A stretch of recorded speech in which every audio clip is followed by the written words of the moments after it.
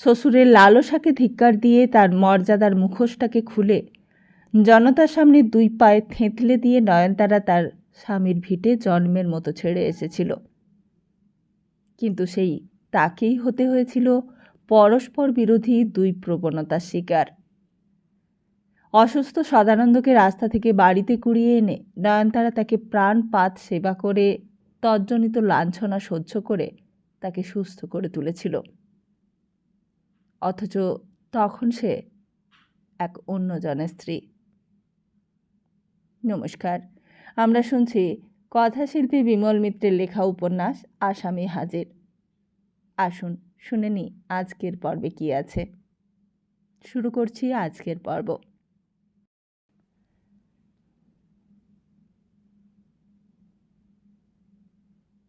হ্যাঁ, সেই নয়নতারা, চৌধুরী বংশের একমাত্র পুত্রবধূ নয়নতারা। নয়নতারা সেদিন উত্তরের কোণের ঘরের ভেতর চুপ করে বসেছিল। ঘরটা এমনিতে একটি বাড়তি ঘর, কেউ সেখানে থাকে না কখনো, আর থাকবার দরকারও হয় না। এককালে কর্তাবাবু যখন এই বাড়ি করেছিলেন তখন ভেবেছিলেন ছেলে মেয়ে নাতি নাতনিতে তার ঘর ভরে যাবে, কিন্তু তার নিজের সন্তান বলতে হলো ওই একটি মাত্রই। তা এক ছেলেই কি আর কম? সেই এক ছেলের ছেলে মেয়ে হলেও তো বাড়িটা ভরে যাবারই কথা, কিন্তু তাও হলো না। হলো একটি মাত্র নাতি। ওই এক সদানন্দ যখন হলো তখন মস্ত ঘটা করে অন্নপ্রাশনের ব্যবস্থা করেছিলেন। তারপর আরও বছর কাটল, বছরের পর বছর গড়িয়ে গেল, কিন্তু আর কোনো সন্তান হলো না ছেলের। কর্তাবাবুর ঘরবাড়িও আগেকার মতোই ফাঁকা পড়ে রইল। সন্ধেবেলা একবার চুপি চুপি শাশুড়ি দরজা খুলে ভেতরে ঢুকলো। বললে, বৌমা, তোমার ভয় করছে না তো? নয়নতারা বললে, না মা। শাশুড়ি বললে, ভয় পেও না, আমি বাইরেই আছি। খোকা তো এখনো এলো না, আর প্রকাশেরও কোনো দেখা নেই। নয়নতারা জিজ্ঞেস করলে, আপনি কেমন আছেন? আমার কথা ছেড়ে দাও বৌমা, আমি নিজের কথা আর ভাবছি না। তোমার শ্বশুর রানাঘাট থেকে এসেই জিজ্ঞেস করছিলেন তোমার কথা। তা আমি বলেছি তুমি বেআই মশাইয়ের সঙ্গে কেষ্টনগরে চলে গেছো। তারপর একটু থেমে বললে, তাহলে আমি এখন আসি বৌমা, নইলে আবার কেউ টের পেয়ে যাবে। তোমাকে আজকে আগে আগে খাইয়ে দেব, তখন তুমি নিজের ঘরে গিয়ে শুয়ে পড়ো, আর বাইরে থেকে আমি তোমার দরজায় তালা লাগিয়ে দেব, তাহলে কেউ আর টের পাবে না। আবার ভোর না হতে হতেই দরজাটা খুলে দেব। তাই এরকম ব্যবস্থাই হলো। কিন্তু বিকেল হলো, সন্ধে হলো, তবুও খোকা এলো না, প্রকাশও এলো না। চৌধুরী মশাই জিজ্ঞেস করলেন, কই, প্রকাশ তো এখনো এলো না। তা আমি নিজে একবার যাব কলকাতায়। প্রীতি বললে, তা তুমি গিয়ে আর কী বা করবে? ওসব কাজ প্রকাশই ভালো করে, আর তুমি চলে গেলে এদিকটা আবার কে সামলাবে? বাড়িতে এই কর্তাবাবুর অসুখ, এখন এখানে একজন পুরুষ মানুষ না থাকলে কি চলে? তা বটে। চৌধুরী মশাই বুঝলেন। তা তিনি যুক্তি বুঝলে কি হবে, মন তো আর যুক্তি বুঝতে চায় না। তার মনের সমস্ত খেই যেন হারিয়ে গেছে একদিনের মধ্যেই যেন তার সমস্ত দৈনন্দিন কাজগুলো এলোমেলো হয়ে গেছে। দৈনন্দিন কাজের মধ্যেও তো একটা শৃঙ্খলা থাকে, আর সেই শৃঙ্খলাটা নষ্ট হলে মন বড় বিপন্ন হয়। অথচ যেই মানুষটা বড় বেশি করে সংসার ধর্ম করতে চেয়েছিল, তার আর কোনো দিকে হুঁশ নেই। তিনি অচল অটল হয়ে পড়ে আছেন, জানতেও পাচ্ছেন না যে তার এত সাধের সংসারের ভেতরে আজ ফাটল ধরে গেছে। কৈলাস গোমস্তা আর দিনুই কেবল তাকে সামলাচ্ছে। আগে রানাঘাট থেকে ছেলে ফিরে এলে মামলার ধারাগুলো খুঁটিয়ে খুঁটিয়ে জিজ্ঞেস করতেন। মামলা করে করে কর্তাবাবু মামলার খুন হয়ে গিয়েছিলেন শেষের দিকে। উকিলকেও কর্তাবাবু মামলার খেই ধরিয়ে দিতেন। আর আজ সেই তিনিই জানতে চাইছেন না কোর্টের কত দূর কী হলো। জানতেও চাইছেন না তার অত আদরের নাতি কোথায় গেল। তিনি সুস্থ থাকলে কি আর এই অবস্থায় বৌমাকে বাপের বাড়ি যেতে হতো, নাকি যেতে দিতেন? যাই হোক, পরদিন রাত থাকতেই নয়নতারাকে জাগিয়ে দিয়েছে শাশুড়ি। কি বৌমা, রাত্রিরে তোমার ভয় করেনি তো? নয়নতারা বললে, না মা। শাশুড়ি বললে, এখনো কিন্তু ভোর হয়নি, তোমার শ্বশুর এখনো ঘুমোচ্ছেন। তুমি তাড়াতাড়ি তৈরি হয়ে নাও, তারপর আবার তোমার উত্তরের ঘরে রেখে দিয়ে আমি দরজাটাই ভালো করে তালা দিয়ে দেব। নয়নতারা হঠাৎ বললে, মা। শাশুড়ি বললেন, কি বৌমা, আজকেও যদি ওনারা ফিরে না আসেন? শাশুড়ি বললে, যদি না আসে তাহলে তোমার কপাল। কাল সারা রাত তো কেবলই ভগবানকে ডেকেছি। তা তুমিও ভগবানকে ডাকো বৌমা, নিশ্চয়ই তিনি মুখ তুলে চাইবেন। এক মনে ডাকলে কি আর ভগবান মুখ ফিরিয়ে থাকতে পারেন? বেহুলার গল্প তো সবাই জানো। সেই বেহুলা কেমন করে তার মরা স্বামীকে বাঁচিয়েছিল, সেই গল্প নিশ্চয়ই তুমি শুনেছ। তা তুমিও পারবে বৌমা। ভগবান সহায় থাকলে কোনো কাজই মানুষের অসাধ্য নয়। তুমি সবসময় এক মনে তাকে ডাকো, নিশ্চয়ই খোকা ফিরে আসবে। সত্যি, নয়নতারা তখন ভগবানে বিশ্বাস করত। তারপর আঘাত পেতে পেতে কখন যে একদিন তার সব বিশ্বাসের সলিল সমাধি হয়ে গিয়েছিল, তা তার চিরকাল মনে থাকবে। কিন্তু কেন ভেঙে গেল তার বিশ্বাস? কেন আস্থা হারালো সে? আর আস্থা হারালো কি শুধু ভগবানের ওপরে? আস্থা হারালো নিজের জীবনের ওপর, নিজের শ্বশুর শাশুড়ি সকলের ওপর। যেই বিশ্বাস হারিয়ে একদিন সদানন্দ শেষ পর্যন্ত অমন আসামি হয়ে গেল, নয়নতারাও তো সেই আস্থা হারিয়েই একদিন আত্মঘাতী হতে চেয়েছিল। কিন্তু যাক, সেসব কথা এখন থাক। পরের দিন সন্ধে কেটে রাত হয়েছে। শাশুড়ি আবার ঘরের তালা খুলে ভেতরে ঢুকল। বললে, খেয়ে নাও বৌমা, খাবার এনেছি। খেতে বসে নয়নতারা চোখ দিয়ে টসটস করে জল পড়তে লাগলো। শাশুড়ি বললে, কেঁদো না বৌমা, কাঁদতে নেই। কাঁদবার কথা তো আমার, কিন্তু আমি তো কই কাঁদছি না। আমি যদি কাঁদতুম তো কবে আমার এই সংসার করা ঘুচে যেত বৌমা। তা কি জানো, কাঁদবার দিন অনেক পাবে বৌমা, এত তাড়াতাড়ি চোখের সব জল ফুরিয়ে দিও না। শেষকালে যখন একটার পর একটা শোক তাপ পাবে, তখন কাঁদবার মতো চোখে অত জল কোথায় পাবে বলো তো?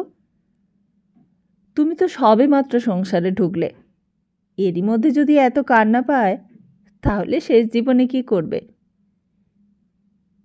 নয়নতারা শাশুড়ির কথায় চোখে জল মুছে একটু শক্ত হবার চেষ্টা করলে। কোনো রকমের খাওয়াটা সারলে, যেন নিয়ম রক্ষে করলে।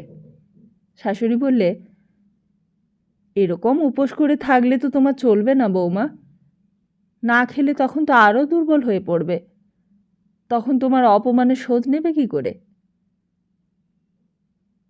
হঠাৎই বাইরে থেকে প্রকাশের গলার আওয়াজ পাওয়া গেল।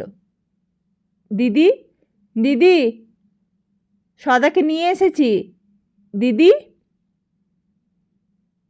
চৌধুরী মশাই তখন দোতলায় কর্তাবাবুর কাছে ছিলেন। তার কানেও আওয়াজটা পৌঁছল, আর আওয়াজটা পেয়ে তিনি সিঁড়ি দিয়ে দৌড়তে দৌড়তে নেমে এলেন। কই কই খোকা, খোকা কই? প্রকাশের পেছনে সদানন্দ শুকনো মুখে দাঁড়িয়েছিল।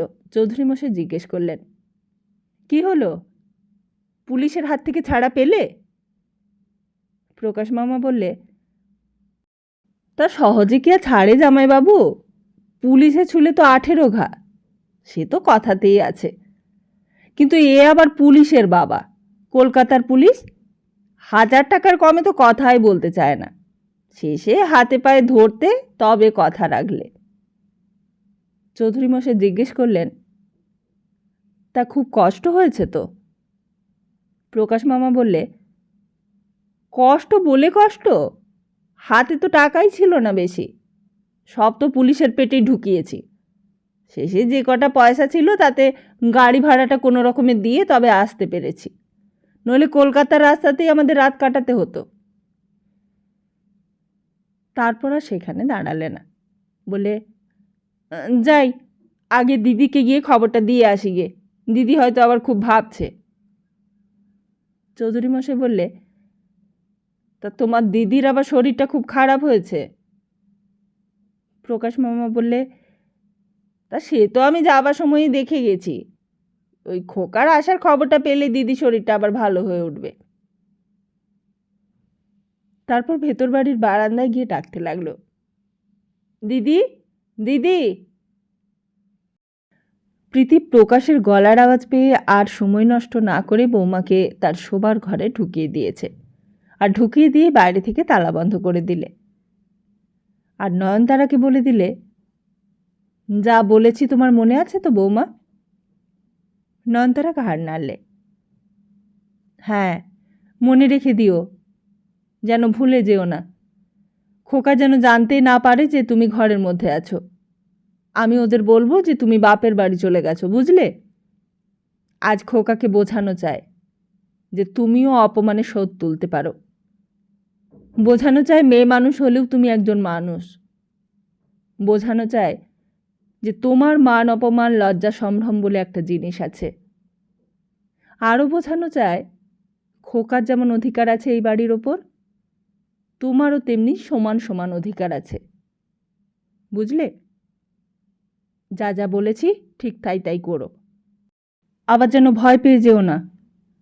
খোকা যদি ঘর থেকে পালিয়ে যাবার চেষ্টা করে, তুমি যেন ওকে জোর করে ধরে রাখতে ভয় পেও না। আর আমি তো আছি, ও যদি তোমাকে কিছু করে তখন আমি তোমার দিকে আছি। তুমি আমাকে ডেকো, আমাকে চেঁচিয়ে ডাকলেই আমি ছুটে আসব, বুঝতে পারলে?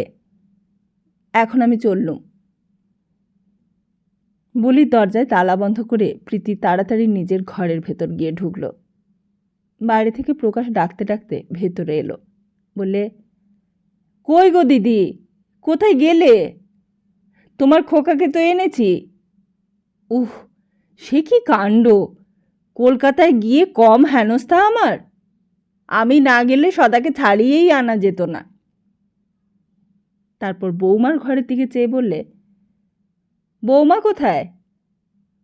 প্রীতি বললে, বৌমার বাবা এসেছিল, বৌমাকে নিয়ে কেষ্টনগরে চলে গেছে। সে কি, এই সময় তুমি বৌমাকে বাপের বাড়িতে যেতে দিলে? এত কষ্ট করে সদাকে হাজত ঘর থেকে ছাড়িয়ে নিয়ে এলুম, আর ঠিক এই সময়েই কিনা বৌমা চলে গেল বাপের বাড়ি? এ তো সবে সেই দিন বাপের বাড়ি থেকে এলো বৌমা, আবার এর মধ্যেই বাপের বাড়ি যাওয়া। দিদি সেসব কথার উত্তর না দিয়ে জিজ্ঞেস করলে, কই খোকা কোথায়? খোকা যে আমার কাছে এলো না। প্রকাশ বললে, আমি ডেকে নিয়ে আসছি। খোকা এসেছে এই খবরটাই যেন একটা অসুস্থ মানুষের রোগ মুক্তির পক্ষে যথেষ্ট। প্রীতির শরীরটা যেন এক মুহূর্তের মধ্যে হালকা হয়ে উঠল। প্রকাশ মামা আবার বললে, ওহ, সদার জন্য যে কি ঝঞ্ঝাট গেল সে তোমায় কি বলবো দিদি। কথায় বলে পুলিশে ছুলে 18 ঘা, তার ওপর আবার কলকাতার পুলিশ। সোজা আঙুলে তো আর সেখানে ঘি ওঠে না। আমিও তাই বেকা রাস্তা ধরলুম। আমিও বললুম সদাকে ছাড়তেই হবে, তার জন্য যত টাকা লাগে আমার জামাইবাবু খরচা করতে প্রস্তুত। তার টাকার কথা শুনেই পুলিশের মুখের চেহারা একেবারে বদলে গেল। আর আমার হাতে তখন কাঁচা নোটগুলোও রয়েছে। সেগুলো দেখে বললে, তা কত আছে ওতে? আমি বললুম 500। দিদি বললে, তা 500তে রাজি হয়ে গেল? প্রকাশ মামা বললে, খেপেছ? তেমন বান্দাই নয় তারা।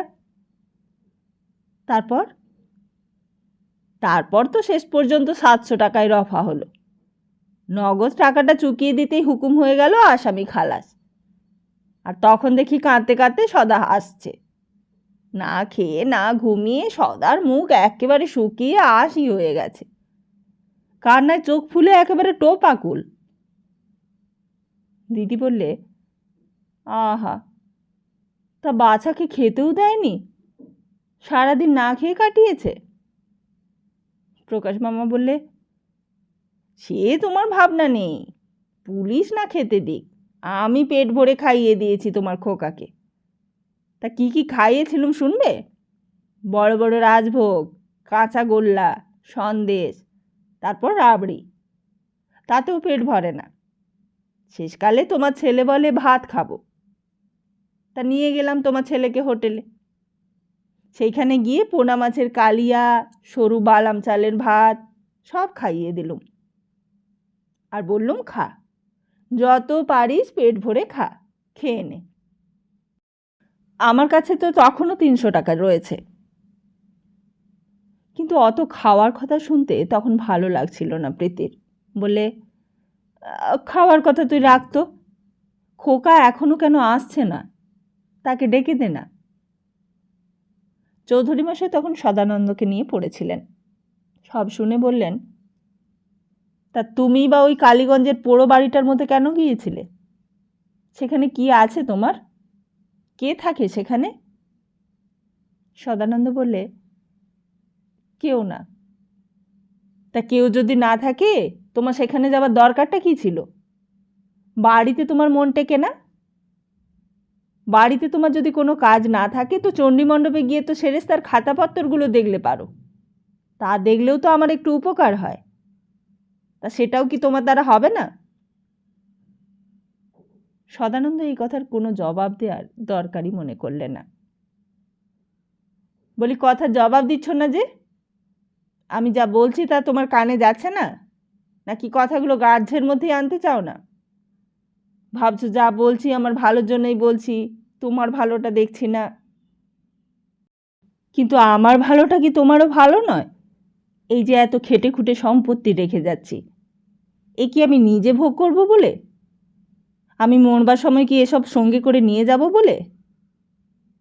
এসব তো তখন তুমি একলাই ভোগ করবে, সবই তো তোমার রইল। আমরা আর কতদিন? আমিও থাকবো না, তোমার মাও থাকবে না। তখন তুমি আর বৌমাই তো এসব ভোগ দখল করবে। তখন আমরা দেখতেও আসবো না এইসব তোমরা উড়িয়ে দিলে নাকি বেচে দিয়ে রাস্তায় ফকির হয়ে গেলে। কিন্তু যতদিন বেঁচে আছি ততদিন আমাকে বাপের কর্তব্যটা করে যেতেই হবে। সদানন্দ এইবারেও কোনো কথারই জবাব দিল না। চৌধুরী মশাই তখন রেগে গেলেন। বললেন, তুমি কি ঠিক করেছো আমার কোনো কথারই জবাব দেবে না? আমার সঙ্গে আর কথাই বলবে না? তা যদি ঠিক করে থাকো তাহলে বলো, এখন থেকেই বলে দাও, আমি তাহলে সেই রকম ব্যবস্থাই করব। তোমার মতো বেয়াদব ছেলেকে কি করে টিচ করতে হয় তা আমিও জানি। নয়নতারাকে খাইয়ে দাইয়ে ততক্ষণে শাশুড়ি তার শোবার ঘরে ঢুকিয়ে দিয়েছিল। অন্ধকার ঘর। বাইরে থেকে শাশুড়ি আবার দরজায় তালা চাবি লাগিয়ে দিয়ে চলে গেছে। নয়নতারার বুকটা কাঁপছিল। শ্বশুরের সঙ্গে তার স্বামীর কথাগুলো কানে আসছিল। কান পেতে কথাগুলো সে এক মনে শুনতে লাগলো। সবাই জেনে গেছে নয়নতারা কেষ্টনগর চলে গেছে। এতটুকু টু শব্দ করা চলবে না, তাহলেই জানাজানি হয়ে যাবে যে সে এই বাড়িতেই আছে। একদিকে ভেতর বাড়িতে শাশুড়ির সঙ্গে তার মামা শ্বশুরের কথা হচ্ছে, সেটাও তার কানে যাচ্ছে। আবার ওই ধারে তার শ্বশুরের সঙ্গে স্বামীর। এরকম বন্দি অবস্থায় সে কাল রাতটাও কাটিয়েছে, তারপর আজ সমস্ত দিনটাও কাটালো। আরও কতক্ষণ তাকে এমন করে কাটাতে হবে কে জানে। আর একটু পরে খাওয়া দাওয়া সেরে যখন তার স্বামী এই ঘরে শুতে আসবে, তখন শাশুড়ি তাকে পাখি পড়া করে শিখিয়ে দিয়েছে, অনেক কথাই শিখিয়ে দিয়েছে তাকে। কথাগুলো মনে পড়বার সঙ্গে সঙ্গেই ভয়ে কাঠ হয়ে এলো শরীরটা। একটা বিপদ ঘটবার আগেই যেন সে ভয়ে ভয়ে মুহূর্তগুলো গুনতে লাগলো। বেহুলা তার স্বামীকে ঝুমের হাত থেকে ফিরিয়ে নিয়ে এসেছে, তাহলে তাকেও কি সেই বেহুলা হতে হবে? নয়নতারা এক মনে অদৃশ্য ঈশ্বরকে কল্পনা করে নিয়ে প্রার্থনা করতে লাগল, ভগবান, আজকে তুমি আমার মুখটা রেখো।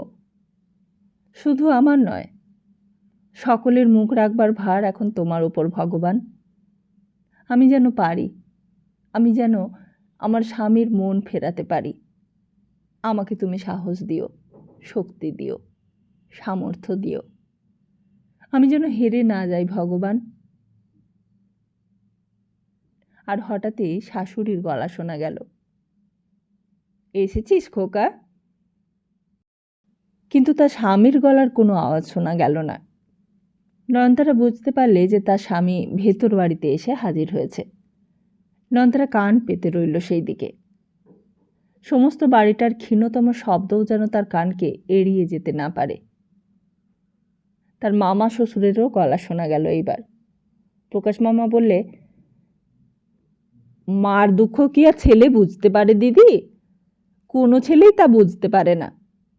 আমি নিজেই তো মাকে কত কষ্ট দিয়েছি, তখন আমি বুঝতুম না। এখন মা নেই, এখন আমি সব বুঝতে পারি। শাশুড়ি সেসব কথার উত্তর না দিয়ে ছেলেকে আবার জিজ্ঞেস করলে, কেন আমাদের কথা শুনিস না বলতো বাবা? আমাদের কথা শুনলে তো তোর আজ এই হেনস্থা হতে হতো না। এত ভালো বাড়ি থাকতে তুই কেন গিয়েছিলি সেই কালীগঞ্জের পোড়ো বাড়িটার ভেতরে?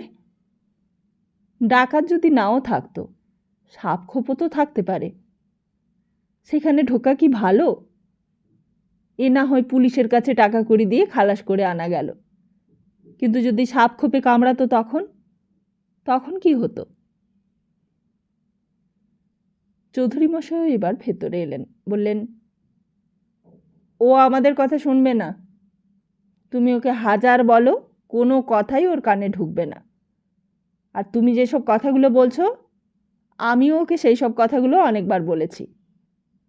ও যে কী ভাবে, কী করে, কী যে ওর মতলব, আমি কিছুই বুঝি না। শাশুড়ি বললে, তুমি আবার কেন ভেতরে এলে? ওকে যা বলবার আমি বলছি, তুমি তোমার নিজের কাজ করো গিয়ে। চৌধুরী মশাই ধাক্কা খেয়ে আবার বাইরে চলে গেলেন। একটু পরে ডাক্তার আসবার কথা ছিল। তিনি সেই জন্যই বাইরে অপেক্ষা করে করে যখন ডাক্তার এলোই না তখন বাড়ির ভেতরে এসেছিলেন। স্ত্রীর কথাগুলো শুনে আবার বাইরে চলে এলেন। দিনু এসে ডাকলে, বললে, ছোট মশাই, ডাক্তারবাবু এসেছেন, আসুন। বহুদিন আগে একদিন যখন সদানন্দের অসুখ হয়েছিল তখন এই ডাক্তারই দেখে গিয়েছিল তাকে, এই ননি ডাক্তার। অসুখ সামান্যই। কর্তামশাই তখন সুস্থ মানুষ। জিজ্ঞেস করেছিলেন, তা ডাক্তার কত নিলে কৈলাস? কৈলাস সামন্ত বরাবরই হিসেব রাখত। খাতা দেখে বললে, আগে ওষুধ আর ভিজিট মিলে 17 টাকা। 17 টাকা? যেন সাপের মুখের সামনে পা বাড়িয়েছেন এমন করে কর্তামশাই আঁতকে উঠেছিলেন টাকার অঙ্কটা শুনে। অকারণ বাজে খরচ যেমন দেখতে পারতেন না কর্তামশাই, তেমনি ডাক্তার খরচটাও কর্তামশাই বাজে খরচ বলেই মনে করতেন। কিন্তু আজ তিনি বুঝতেও পারছেন না তার অত সাধের টাকা পয়সা কেমন করে তার নিজের অসুখের সূত্রে জলের মতো খরচ হয়ে যাচ্ছে। একদিন দুটো পয়সার লোকসানের অভিযোগে তিনি কপিল পায়রাপোড়ার অপমৃত্যু ঘটিয়েছিলেন। একদিন মানিক ঘোষ দুপুরবেলা ক্ষেত থেকে এসে ভাত খেতে বসেছিল। সেই অবস্থাতেই ওই বংশীঢালির দল গিয়ে তার হাতের থালা পা দিয়ে উল্টে দিয়েছিল। উল্টে দিয়ে টিনের চাল খুলে নিয়ে তাকে সপরিবারে রাস্তায় বার করে দিয়েছিল। তার অপরাধ ছিল সে সময় মতো তার হাওলাত নেওয়া টাকার সুদ দিতে পারেনি। অনেক টাকা বাকি পড়ে গিয়েছিল। আর তারপর ফটিক প্রামাণিক, তার কথাও সবাই জানে। ফটিক প্রামাণিকের দুটো গাই গরু কর্তামশাই ধান খেতে গিয়ে মুখ দেওয়ার অপরাধে তার খড়ের চালে হঠাৎ একদিন আগুন লেগে গেল।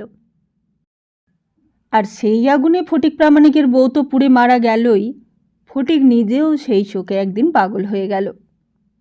অথচ সেই লোকসানের গুণাগার দেবার জন্যই বোধহয় তার ছেলের শালা রানাঘাটের রাধাকে গঙ্গা স্নান করাতে কালীঘাটে নিয়ে যায়। ননী ডাক্তারের পেছনে হাজার হাজার টাকা জলের মতো খরচ হয়ে যায়।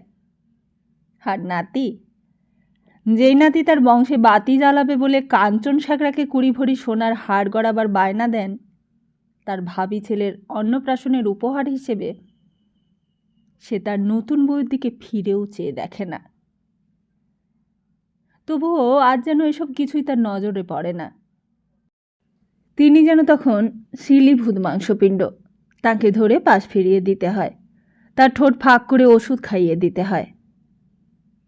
চৌধুরী মশাই ডাক্তারকে জিজ্ঞেস করতেন, আর কতদিন বাঁচাবেন এমন করে ডাক্তারবাবু?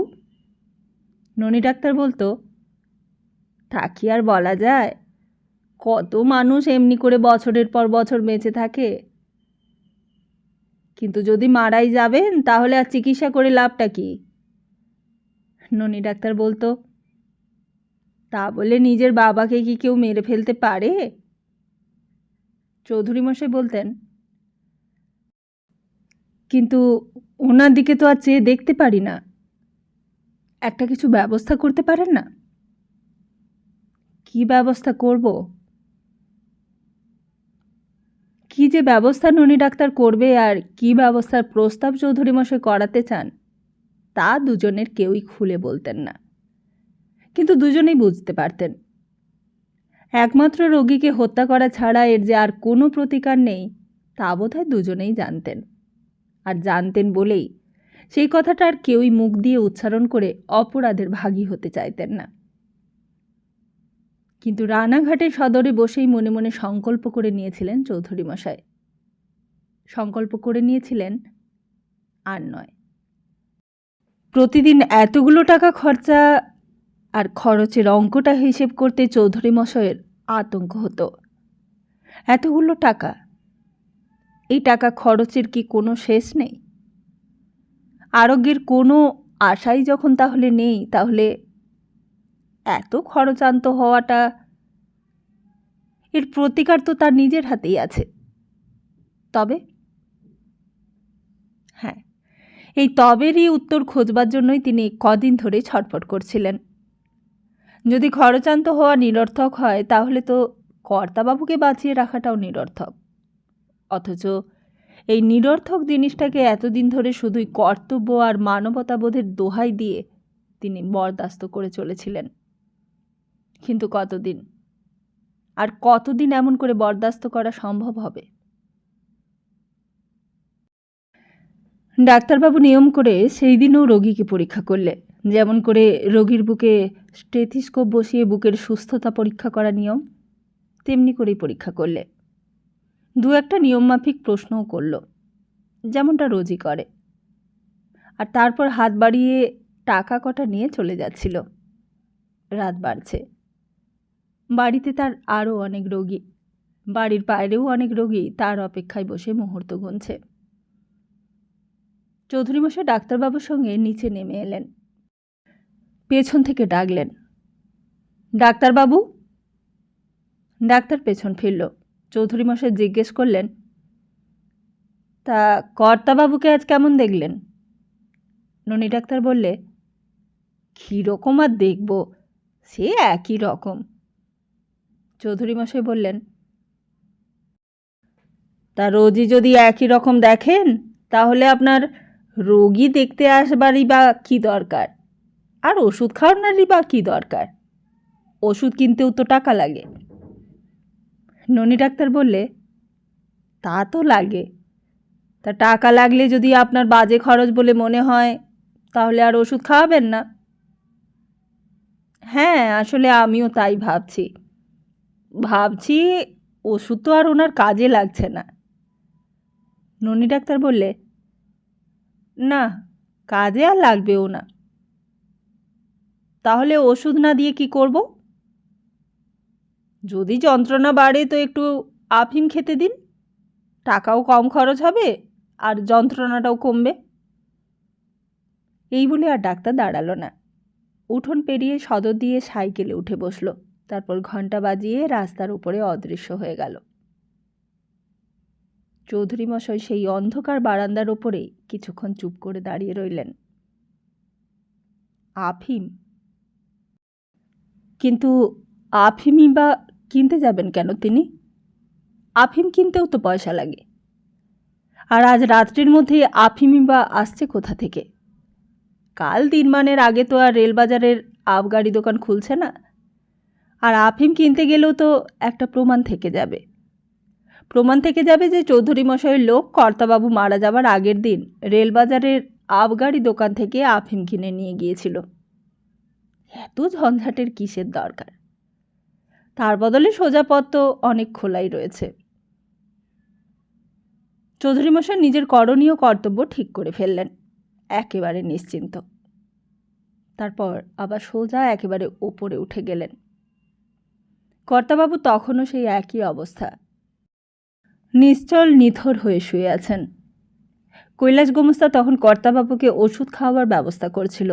চৌধুরী মশাই জিজ্ঞেস করলেন, ওষুধ তৈরি করছো কার জন্য? কৈলাস বললে, আগে ডাক্তারবাবু যে বলে গেলেন। চৌধুরী মশাই বললেন, না, ডাক্তারবাবু আমাকে অন্য কথা বলে গেলেন। আজ থেকে আর ওষুধ খাওয়াতে হবে না। খাওয়াতে হবে না? না। ঘরময় ওষুধের শিশি বোতল জমে একদিন পাহাড় হয়ে উঠেছিল। সেগুলোর দিকে চেয়ে দেখলেন চৌধুরী মশাই। যতগুলো শিশি বোতল, তার 100 গুণ টাকা খরচ হয়েছে। সব ভস্যে ঘি ঢালা হয়েছে এতদিন। কিন্তু এতদিন যা হওয়ার তা হয়েছে। এইবার থেকে আর তা হবে না। এইবার থামা। কর্তাবাবু সজ্ঞানে থাকলে তিনিও এত টাকা নষ্ট হতে দিতে আপত্তি করতেন। কর্তাবাবুর কাছেও তার জীবনের চেয়ে টাকার দাম বেশি ছিল। তিনি জানতে পারলে এই অনাচারটা হতেই দিতেন না কখনো। এত বেহিসেব তিনিও কখনো সহ্য করতেন না। তাই বললেন, ওই শিশি বোতলগুলো কাল এই ঘর থেকে সব সরিয়ে চণ্ডীমণ্ডপের পাশে বংশীঢালির ঘরের পাশে জমা করে রাখবে। আর তারপর রেলবাজারে গিয়ে পুরনো শিশি বোতলের দোকানে বিক্রি করার ব্যবস্থা করবে, বুঝলে? কৈলাস গোমস্তা মাথা নাড়লে বটে, কিন্তু একটা অজ্ঞাত আতঙ্ক তার মনটায় জুড়ে বসল। তবে কি কর্তাবাবুর এইবার চলে যাবার সময় এসেছে? তাহলে তার চাকরিটাও কি চলে যাবে কর্তাবাবুর সঙ্গে সঙ্গে? বললে, ডাক্তারবাবু কি বলে গেছেন ছোটমশাই? কর্তাবাবু কি আর বাঁচবেন না? চৌধুরী মশাই রেগে গেলেন, বললেন, আমি যেটা বলছি সেটা আগে করো। কর্তাবাবু বাঁচবেন কি বাঁচবে না তা নিয়ে তুমি কেন অত মাথা ঘামাচ্ছ? তারপর একটু থেমে বললেন, আর একটা কথা, রাত্রিরে তুমি তো এখানেই সব? আগে হ্যাঁ, আপনি তো আমাকে এতদিন এখানে শুতে বলেছিলেন। হ্যাঁ, আমি বলেছিলুম বটে, কিন্তু এখন থেকে তোমায় আর এখানে শোবার দরকার নেই। আজ থেকে তুমি তোমার নিজের বাড়িতে গিয়ে শুও, কেমন? আগে তাই শোবো। চৌধুরী মশাই দিনুর দিকে চেয়ে বললেন, আর তুই? দিনু বললে, আগে আমি তো বরাবরই ওই বারান্দাতেই শুই। তাহলে তাই শুবি। আমি আজ থেকে কর্তাবাবুর ঘরের ভেতর শোবো। এই বলে আবার সিঁড়ি দিয়ে নিচে নেমে এলেন। মাথাটার মধ্যে সমস্ত ঝঞ্ঝাটগুলো যেন কিলবিল করতে লাগলো। এমনিতেই ধীরস্থির মানুষ চৌধুরী মশাই, সহজে নুয়ে পড়েন না। কিন্তু সেই দিন যেন কেমন আতঙ্ক হতে লাগলো বুকের মধ্যে। এতদিন ধরে তিনি অনেক সহ্য করেছেন। এখন সহ্যের সীমা উতরে গেছে। এখন একটা হেস্তনেস্ত করবার সময় এসে গেছে। তা সুযোগ জীবনে একবারই আসে, আর ঠিক সেই সুযোগের সময় সিদ্ধান্ত নিতে হয়। কর্তাবাবু বহুদিন আগে এক চূড়ান্ত সিদ্ধান্ত নিয়েছিলেন। বংশীঢালিকে ডেকে কালীগঞ্জের বউ খতম করার হুকুম দিয়েছিলেন। আর তারপরেই তিনি দেখে গেছেন তার নাতির বিয়ারাপনা বন্ধ। নাতির এত যে কথা, সেসব ফুলশয্যা রাত্রেই ঠান্ডা। সুন্দরী বউয়ের মুখ দেখে জোয়ান ছেলের মাথা ঘুরে গেছে। আর তারপর সেই কালীগঞ্জের বউকে 10,000 টাকা দেবার কথা সে আর মুখে আনেনি। ছেলেকে ডেকে কর্তাবাবু বলেছিলেন, কি হলো, আমি যা বলেছিলুম তা ঠিক ঠিক ফলেছে তো? চৌধুরী মশাই সব জেনেও মিথ্যে কথা বলেছিলেন, হ্যাঁ ফলেছে। আর 10,000 টাকা দেবার নামগন্ধ করে না। কর্তাবাবু বলেছিলেন, আর নামগন্ধ করবেও না, দেখে নিও, আর কখনো বেয়াড়াপনা করবে না। তোমরাই তো তখন ভয় পেয়েছিলে সবাই, বলেছিলে কালীগঞ্জের বউকে টাকাটা দিয়ে দেওয়াটাই ভালো। তা এখন দেখলে তো, তোমরা যেটা বলেছিলে সেটা ভালো ছিল নাকি আমি যেটা বলেছিলাম সেইটা ভালো ছিল? সেই ফুলসজ্জার রাত্রিরে খোকা বউয়ের সঙ্গে শুলো তো? বলো, শুলো কি না? চৌধুরী মশাই বলেছিলেন, হ্যাঁ শুলো, আপনি যা বলেছিলেন তাই হলো। তাহলে তোমাদের কথা শুনলে মাঝখান থেকে আমার শুধু শুধু 10,000 টাকা জলে চলে যেত। তা যেত, তোমরা ছেলে মানুষ, তাই এখনো কিছুই বোঝো না। জমি জমা রাখতে গেলে এসব বুদ্ধি খরচ করতে হয়। এই যা কিছু করেছি দেখছো, সমস্ত তো এমনি করেই করেছি, বুঝলে না? যদি সম্পত্তি রাখতে চাও তো দয়া মায়া করলে চলে না, মায়া দয়া করলে সব গোল্লাই যাবে। কর্তাবাবুর মায়া দয়া কথাটাই বিশেষ করে মনে পড়ল চৌধুরী মশাইয়ের। মায়া দয়া করলে নাকি জমি জমা টাকা কড়ি সমস্ত চলে যাবে, কিছুই থাকবে না। না, আর মায়া দয়া কিছুই করবেন না তিনি, কারোর ওপরেই মায়া দয়া নয়, এমনকি কর্তাবাবুর ওপরেও আর মায়া দয়া নয়। আজ রাত্রেই মায়া দয়ার গলা টিপে মারবেন তিনি। সোজা নিচে এসে আবার ভেতর বাড়িতে ঢুকলেন। রান্নাবাড়ির বারান্দায় গৃহিণী একলাই বসেছিল। কাছে এসে চৌধুরী মশাই জিজ্ঞেস করলেন, কি হলো? তোমার শরীর খারাপ, তবু তুমি ঠান্ডার মধ্যে এখানে বসে কেন? খোকা কই? খোকা পুকুর ঘাটে গেছে হাত পা ধুতে, তাকে খেতে দেব। চৌধুরী মশাই জিজ্ঞেস করলেন, তা খোকা কি বললে? প্রীতি বললে, কি আবার বলবে, খুব কষ্ট হয়েছে, এই সব কথাই বললে। না না, সেসব কথা নয়। বৌমা বাপের বাড়ি চলে গেছে শুনে কিছু বললে নাকি? না।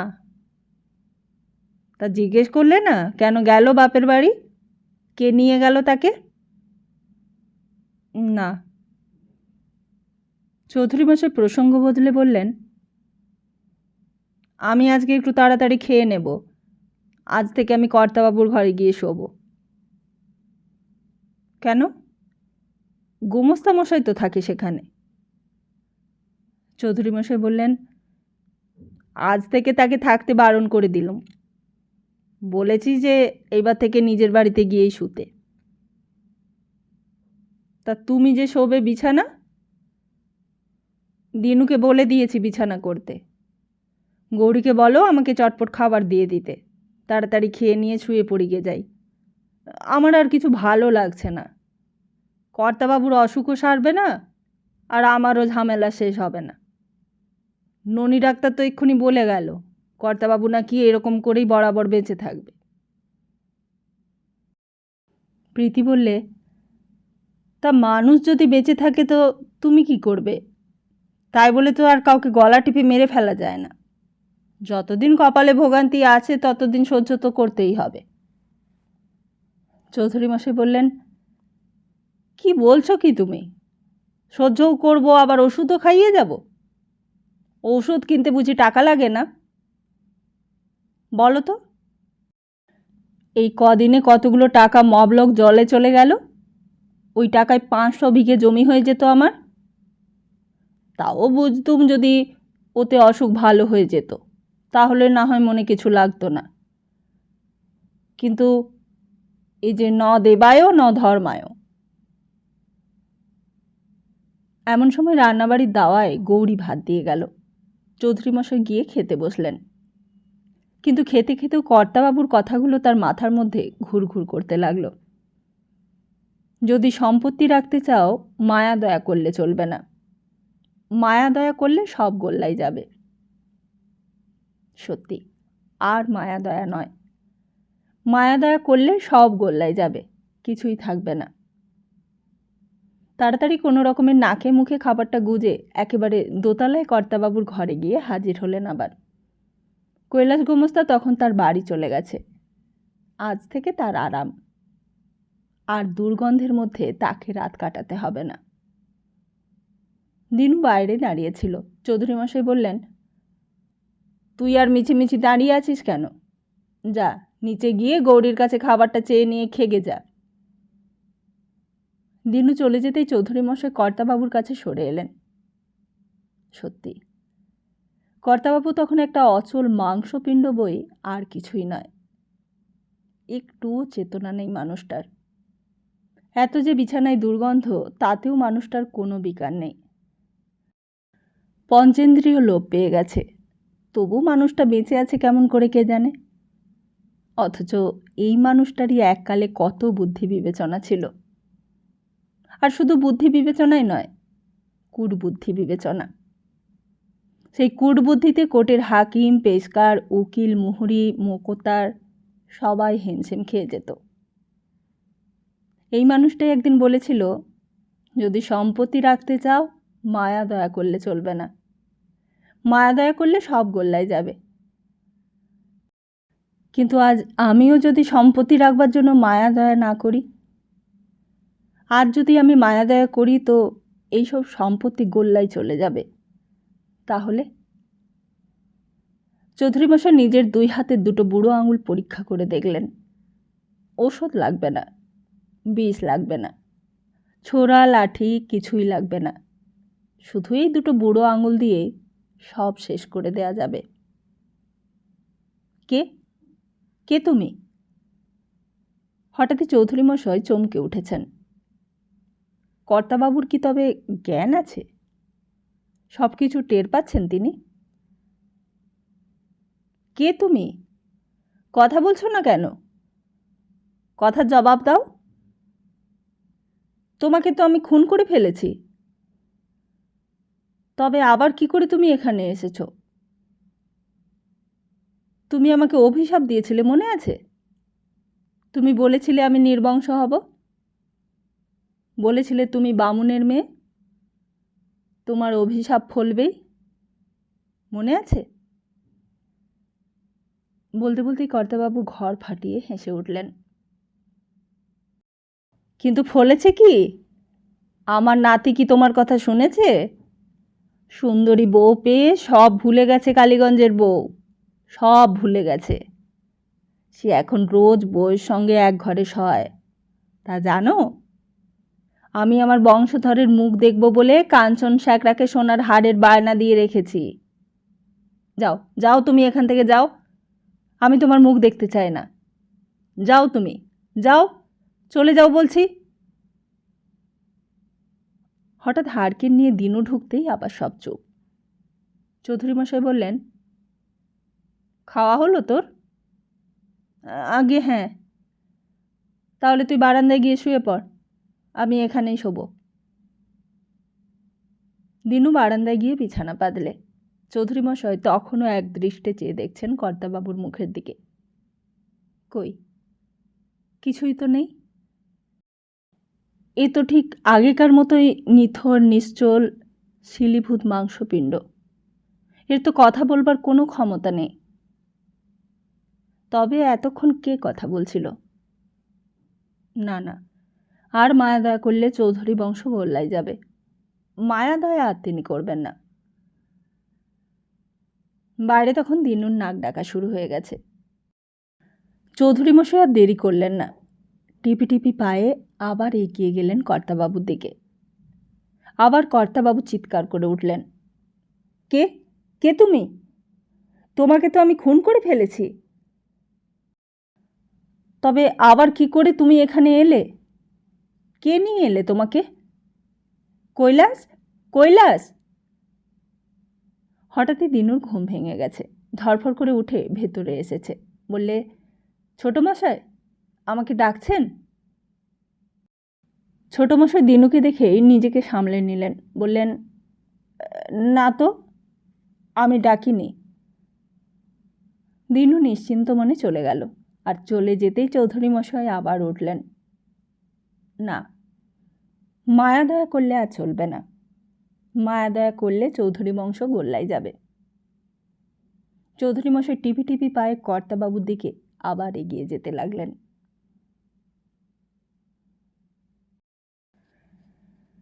তা কালীগঞ্জের বউ যে মিছিমিছি কর্তাবাবুকে অভিশাপ দেননি, তার প্রমাণ সেই দিন রাত্রেই পাওয়া গেল।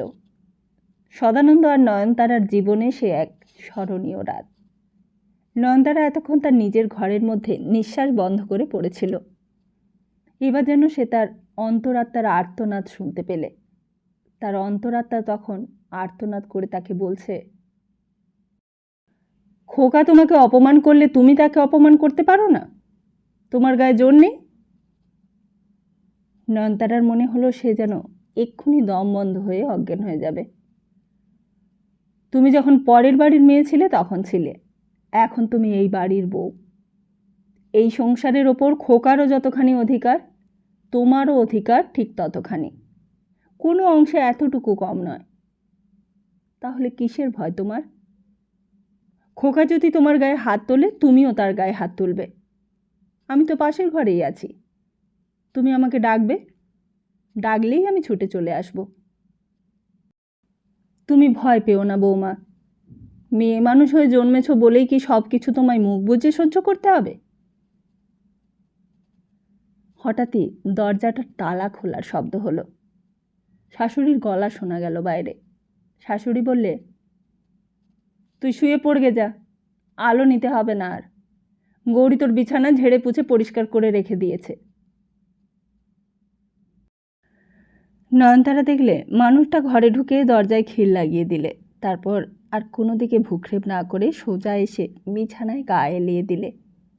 বোধহয় খুবই ক্লান্ত ছিল, আর শুধু শুয়ে পড়তেই যা দেরি, তারপরেই লম্বা লম্বা নিঃশ্বাস পড়তে লাগলো তার। এত কাছে এত ঘনিষ্ঠভাবে মানুষটার সঙ্গে কখনো থাকেনি নয়নতারা, অথচ যতটা পেরেছে বিছানার একেবারে শেষ প্রান্তে নিজেকে লুকিয়ে রেখে দিয়েছে সে।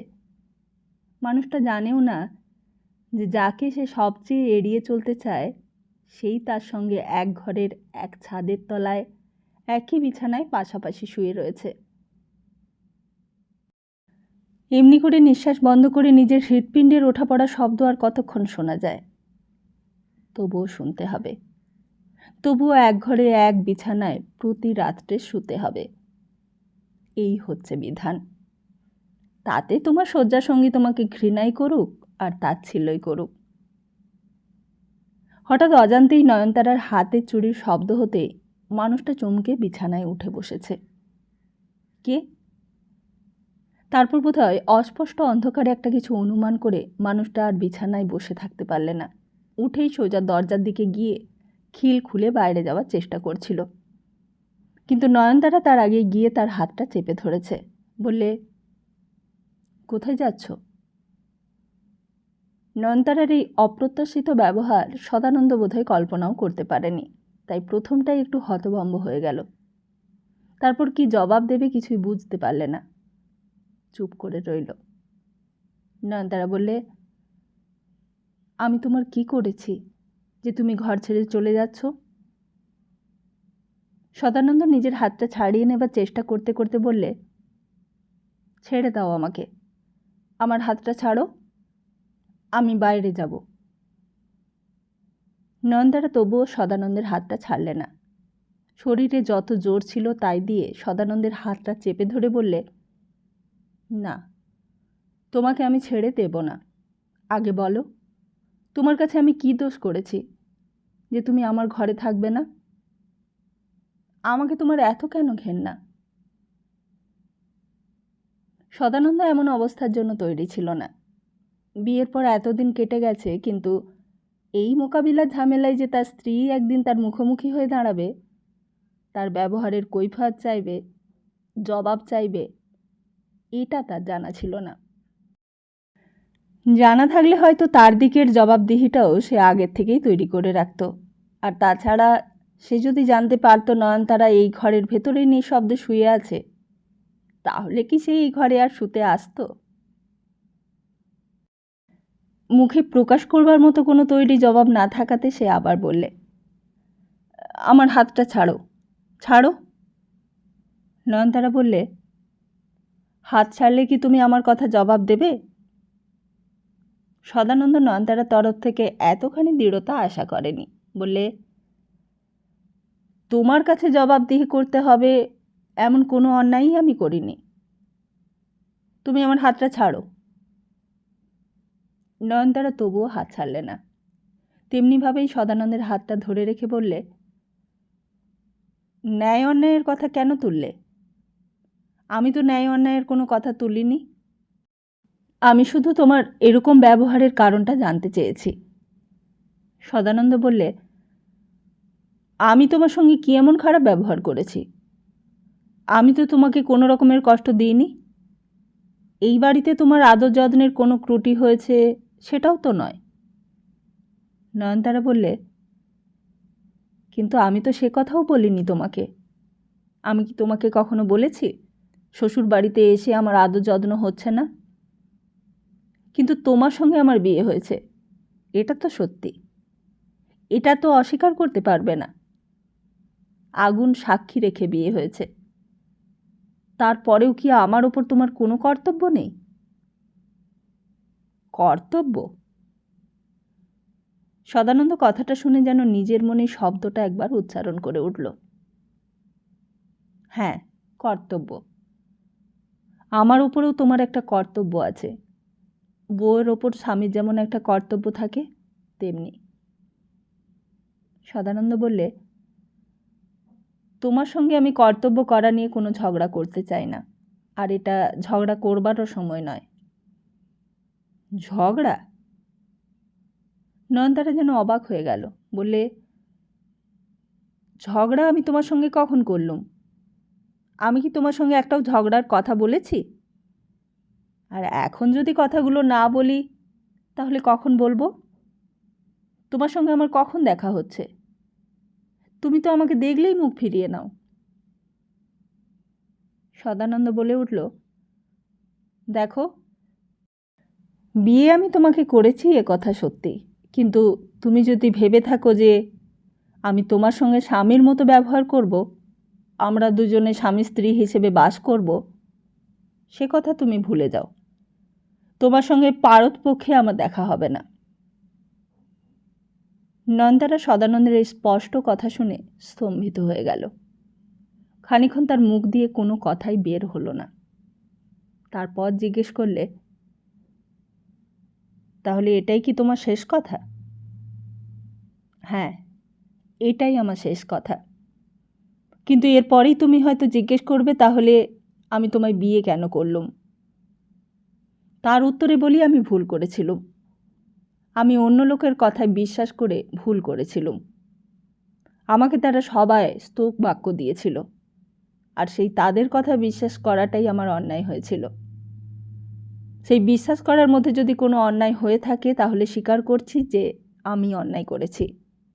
তার জন্য তুমি আমাকে যা শাস্তি দেবে আমি তা মাথা পেতে নিতেও রাজি আছি। নয়নতারা চোখ ফেটে জল আসতে চাইল, কিন্তু অনেক কষ্টে তা চেপে রেখে বললে, শাস্তি? আমি তোমায় শাস্তি দেব? স্ত্রী হয়ে আমি তোমাকে শাস্তি দেব? তা অন্যায় যখন করেছি, তখন শাস্তিটা অস্বীকার করব কি করে? নয়নতারা বললে, যখন অন্যায় করেছিলে তখন তো শাস্তির কথা তোমার মনে পড়েনি। তখন শাস্তির কথাটা মনে পড়লে হয়তো আমার জীবনটা এমন করে নষ্ট হতো না। হয়তো আমি যন্ত্রণা থেকে মুক্তি পেতে পারতুম। সদানন্দ খানিকক্ষণ কী যেন ভাবলে, তারপর বললে, তুমি শাস্তিও দেবে না, আবার যন্ত্রণাও ভোগ করবে, এর প্রতিকার আমি কি করে করব বলো তো? নয়নতারা বললে, তুমি বলে দাও, আমি তোমায় কি শাস্তি দেব? সদানন্দ বললে, তোমার যা শাস্তি মনে পড়ে তুমি তাই দাও, আমি সব মাথা পেতে নেব। কিন্তু ওই যে বললুম, তোমার সঙ্গে পারতপক্ষে আমার আর দেখা হবে না। কিন্তু আমি যদি সেই শাস্তি দিই, আমি যদি বলি তোমাকে রোজ রাতে আমার ঘরে আমার বিছানাতেই শুতে হবে? সদানন্দ যেন একটু দ্বিধায় পড়ল। বললে, আমি তোমার সমস্ত রকম শাস্তি মাথা পেতে নেব, শুধু ওই একটা শাস্তি ছাড়া। কিন্তু আমার মুখের দিকে চেয়ে দেখো, ও কি তোমার কাছে একটা শাস্তি? হ্যাঁ। নন্দারা সদানন্দের হাতটা তখন ছেড়ে দিয়েছে। হাত ছেড়ে দিয়ে আরও কাছে এসে সদানন্দের মুখোমুখি দাঁড়িয়েছে। বললে, তাহলে আমি কি করব? তুমি কি করবে সেটা তুমিই জানো, আমি কি করে বলবো? কিন্তু আমি তো তোমার স্ত্রী। স্ত্রীকে সাহায্য করাটাও তো স্বামীর একটা ধর্ম। তুমি না সাহায্য করলে কে সাহায্য করবে আমায়? আমার কে আছে এখানে? সদানন্দ বললে, কেন? তোমার শাশুড়ি আছে, শ্বশুর আছে, তোমার নিজের বাবা আছে। কে নেই তোমার? কিসের অভাব তোমার? স্বামী যার নেই সে কি বেঁচে থাকে না? তা মনে করে নাও না যে আমি নেই। মনে করে নাও বিয়ের পরেই তোমার স্বামীর মৃত্যু ঘটেছে, আমি মরে গিয়েছি। এমনটা কি হয় না? এমনটা তো পৃথিবীতে কত মেয়ের জীবনে ঘটেছে, আর তারাও বেঁচে আছে। নয়নতারা বললে, এসব কি বলছো তুমি? যা বলছি তা ঠিকই বলছি, এখন আমায় যেতে দাও। নয়নতারা দরজার দিকে পিঠ করে সদানন্দের দিকে চেয়ে রইল। বললে, আমি তোমাকে যেতে দেব না। এতদিন পর আমি তোমার সঙ্গে কথা বলবার একটা সুযোগ পেয়েছি, এই সুযোগ আমি ছাড়ব না। আজকে তোমাকে আমার কাছে থাকতেই হবে। তার মানে তোমার হুকুম মেনে আমাকে চলতে হবে, এটা বলতে চাও? তা হুকুমই বললে যদি তোমার পৌরসে ঘা লাগে তাহলে অনুরোধ বলো। আমার এই অনুরোধটা না হয় তুমি শুনলে। সদানন্দ বললে, যে অনুরোধ রাখা সম্ভব নয় তেমন অনুরোধ তুমি আমাকে করো না। আমি তোমাকে মিনতি করছি, তোমার অনুরোধ আমি রাখতে পারবো না। কিন্তু কেন? কেন রাখতে পারবে না আমার অনুরোধ? আমি কি তোমার পছন্দর নয়? আমি কি খারাপ দেখতে? আমার বাবা মা কি, কিংবা আমি কি তোমার সঙ্গে কোনো খারাপ ব্যবহার করেছি? না। তাহলে? সদানন্দ বললে, বলছি তো তুমি সুন্দরী। তোমার মতো সুন্দরী বউ খুব কম লোকেরই আছে। কিন্তু তাতে কি? আমি তো তোমার কোনো দোষ দিচ্ছি না। তবে কার দোষ? সদানন্দ বললে, দোষ যে করেছে আমি তাকে শাস্তি দেবার জন্যই তোমার অনুরোধ রাখতে পারছি না। তুমি জানো না তাদের কত দোষ। তুমি জানো না তারা কত নিষ্ঠুর, তারা কত নীচ। শুনলে তোমারও ঘেন্না হবে তাদের ওপর। জানতে পারলে আমার জন্য তোমারও কষ্ট হবে নয়ন। তখন আর আমাকে ঘরে শুতে অনুরোধ করবে না তুমি। আমি সব জানি। সদানন্দ অবাক হয়ে গেল। বললে, তুমি জানো? তুমি সব শুনেছ? শুনেছি। কালীগঞ্জের বউকে আমাদের এই বাড়িতে খুন করা হয়েছে, তুমি শুনেছ? জানো তার কোনো অপরাধ ছিল না? এই যা কিছু আমাদের সম্পত্তি দেখছ সব তাদের টাকায়। মার সিন্দুকের মধ্যে কত টাকা কড়ি গয়না হিরে মুক্ত যা সব আছে সেসব কালীগঞ্জের বউয়ের টাকায় কেনা, তুমি জানো? নয়নতারা বললে, আমি জানি। তাও জানো তুমি? আর তুমি কি এও জানো যে সেই কালীগঞ্জের বউকে কর্তাবাবু 10,000 টাকা দেবেন বলেছিলেন? তাও পাছে দিতে হয়, তার জন্য তাকে খুন করা হয়েছে। তুমি কি জানো কপিল পায়রাপোড়া বলে একজন প্রজা ছিল আমাদের? সে কর্তাবাবুর অত্যাচারে গলায় দড়ি দিয়ে আত্মহত্যা করেছে। জানো তুমি? মানিক ঘোষ নামে একজন প্রজা একদিন ভাত খেতে বসেছিল। সেই ভাতের থালা আমাদের বংশীঢালি পা দিয়ে ঠেলে ফেলে দিয়েছিল বাকি খাজনার দায়ে। জানো, ফটিক প্রামাণিক বলে আরেকজন।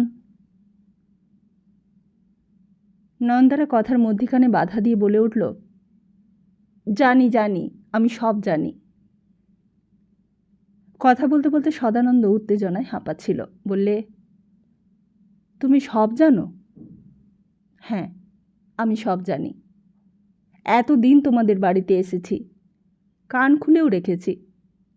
জানতে পারবো না? আর শুধু আমি কেন, এই বাড়ির কারও সেসব জানতে কোনো বাকি নেই। বলতে গেলে বোধহয় এই গায়ে সবাই তা জানে। তাহলে তাহলে কেন এর পরেও আমায় এই অনুরোধটা তুমি করছো? নয়নতারা বললে, যারা দোষ করেছে তাদের তুমি যত ইচ্ছে শাস্তি দাও, আমি কিছুই বলতে যাব না। কিন্তু আমি কি দোষ করলুম যে আমাকে তার জন্য শাস্তি পেতে হবে? সদানন্দ বললে, এর উত্তর চাও তুমি? হ্যাঁ, এর উত্তর না দিলে আজ আমি তোমাকে ঘর থেকে যেতে দেব না। তোমাকে বলতেই হবে তোমার কর্তাবাবুর পাপের প্রায়শ্চিত্ত আমাকে করতে কেন হবে। সদানন্দ বললে, কর্তাবাবুর পাপের প্রায়শ্চিত্ত তুমি কেন করতে যাবে? প্রায়শ্চিত্ত আমি করব।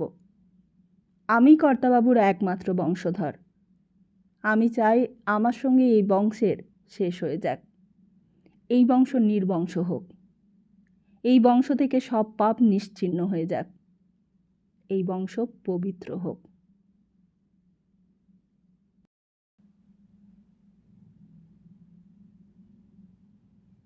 তাহলে আজকের মতো এখানেই শেষ করছি, আর খুব তাড়াতাড়ি ফিরছি আগামী পর্বটি নিয়ে। ততদিন ভালো থাকুন, সুস্থ থাকুন, আর সবাইকে ভালো রাখুন। নমস্কার।